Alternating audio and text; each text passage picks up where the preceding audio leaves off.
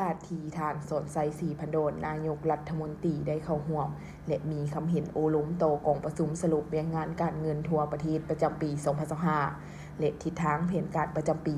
2026 ในวันที่ 30 มังกร 2026 นี้ท่านได้เน้นให้กระทรวงการเงินสืบโตเพิ่มทวีการหันเป็นทันสมัยเรียงงานการเงินอย่างเป็นระบบครบสุดเพื่อคุ้มครองการจัดเก็บรายรับและคุ้มครองรายจ่ายงบประมาณทั้งศูนย์กลางและท้องถิ่นให้รวมศูนย์ถูกต้องและครบถ้วนพร้อมทั้งสุ่มใส่การเสื่อมโตระบบการคุ้มครองเก็บรายรับเก็บคะแนนการที่เกี่ยวข้องให้สำเร็จและทั่วถึงโดยไว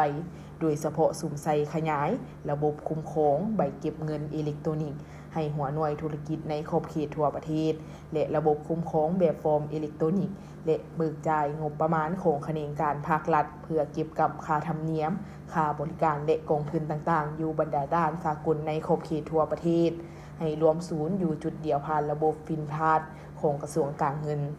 ในนี้คะแนนการเงินต้องได้เป็นใจกลางสุกยูขยายตัวของเศรษฐกิจให้สามารถบรรลุในระดับ 5.5 ส่วนห้อยในปี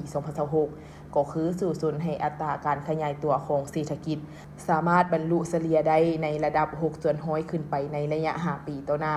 ด้านรายรับงบประมาณต้องสู่ส่วนให้บรรลุบ่ให้หลุด20ส่วนห้อยของ GDP ในปี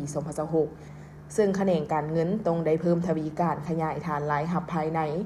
ด้านรายจ่ายงบประมาณต้องเอาใจใส่สืบโตปรับปรุงขั้นตอนในการอนุมัติและเบิกจ่ายงบประมาณผ่านระบบทันสมัยรับประกันความโปร่งใสและมีประสิทธิผลยกสูงเวียงงานกวดการรัฐเพื่อลดโพนการหัวไหลด้านงบประมาณและการสร้างหนี้สินสาธารณะโดยการสืบโตเพิ่มทวีการติดตามกวดการคุ้มครองรายรับรายจ่ายสร้างคณะเฉพาะกิจติดตามกวด